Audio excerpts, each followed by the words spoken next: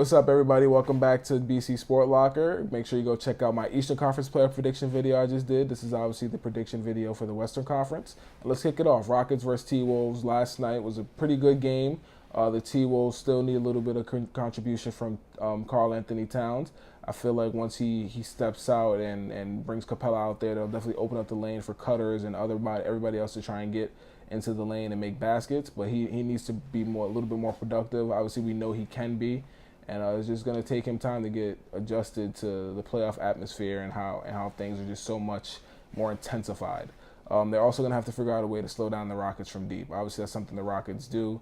They just pull up from three unconsciously from anywhere, and they just make them. So there's got to be a way to slow them down. If they can't figure out, the series is going to be over quick. Obviously, a great game by James Harden, 44 points, and CP3 dishing and finding people and making plays. I think the Rockets will win this 1-5. I do think the T-Wolves will get one when they go back home, but that's about it. I don't think they can really do much to stop this Rockets team. But they always can revamp and prepare for next year. I think next year, if people could stay healthy like Jimmy Butler and this experience right now for Karl Anthony Towns and Andrew Wiggins will definitely help them next year, and they'll be able to make some noise in the playoffs. Let's move on to Warriors Spurs. Sorry, Spurs fans, this one's over. No Kawhi. I don't know how much he would have helped. He would have been obviously great on defense, but he's coming off whatever injury he's been dealing with, so who knows how good he would have been. But this one's over. You guys may get one game going back home, and that's just because you guys are the Spurs and you're going to play your asses off. But I don't think you guys are going to have much going for you in this series. I think the Warriors are obviously going to move on pretty quickly. I think this one will end in 5. Like I said, I do think the Spurs will get one back home, but that's about it.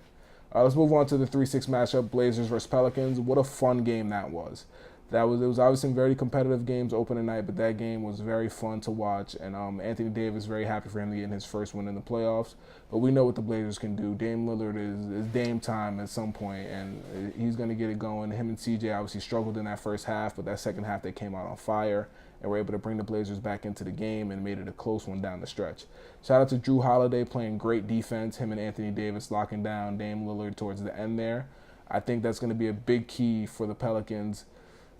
I'm going to pick the Pelicans to win this 1-7. I think Anthony Davis is just so motivated once Boogie went down. He sort of took this team on his back and just took off.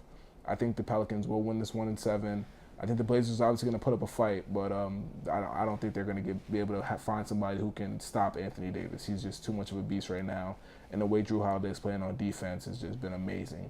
So let's move on to the 4-5 matchup, OKC versus the Jazz. That was a good game last night. It ended up a little closer than it appeared it should have been. Obviously, the OKC had the lead for most of the fourth quarter and should have pulled away. Alec Burks just came out of nowhere and started just draining threes and made it a little bit closer. But if Donovan Mitchell can play and hopefully he can come back from his contusion he has in his foot, and it's nothing more than that. In Game 2, I think the Jazz will win Game 2 if they can find a way to shut down Paul George. Shout out to him, Playoff P, pulling off 36 points and just shooting unconsciously, dropping players left and right.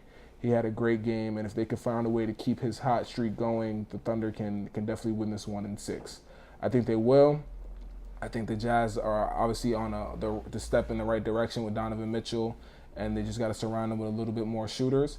And I think next year they'll definitely be able to make some noise, just like the Timberwolves. They just need that experience. Obviously, guys like Gobert have had this experience in the playoffs, but for their younger guys, and even a guy like Ricky Rubio, who's first time in the playoffs, they need this experience. And I think next year, if they could keep this core and add some more shooters, the T-Wolves would be good. But the Thunder, if they could find a way to get Melo more involved, the series could be over in 5. But the way Playoff P's been playing, I don't see the Jazz beating the Thunder in this one. I think the Thunder take this 1-6. Leave your predictions down below, who you guys got in each and every series. Can't wait for tonight. Heat versus Sixers at 8. Warriors versus Spurs at 10:30. Have fun, enjoy, and I'll see you guys in the next video. Peace.